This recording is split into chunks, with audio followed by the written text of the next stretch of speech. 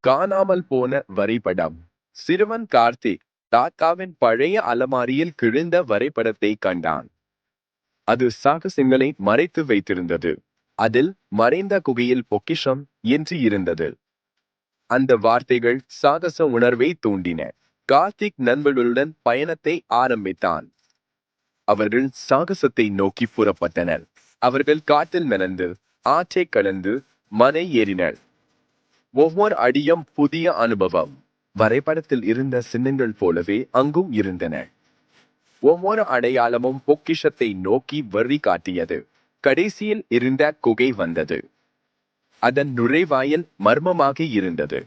உள்ளே சென்றதும் பெரிய கல்லின் மீது பழைய பெட்டி இருந்தது. இதய துடிப்பு அதிகரித்தது. அவர்கள் திறந்தபோது தங்கம், வெள்ளி இல்லை. ஏமாற்றம் தெரிந்தது. ஆனால் ஒரு கடிதம் இருந்தது. அது பழைய காகிதத்தில் எழுதப்பட்டிருந்தது. உண்மையான பொக்கிஷம் தங்கம் அல்ல. நண்பர்களின் துடிச்சலம் ஒன்றுபட்ட மனமேயு. அனைவரும் சிரித்தார்கள். சாகசத்தில் உண்மையான அர்த்தத்தை உணர்ந்தனர். அவர்களின் நட்பும் சாகசமும் தான் அன்று கிடைத்த செல்வம். இது மறக்க முடியாத அனுபவம். இந்த கதை பிடிச்சிருந்தா லைக் பண்ணுங்க. இன்னும் சுவாரஸ்யமான கதைகள் கேட்க சப்ஸ்கிரைப் பண்ணுங்க.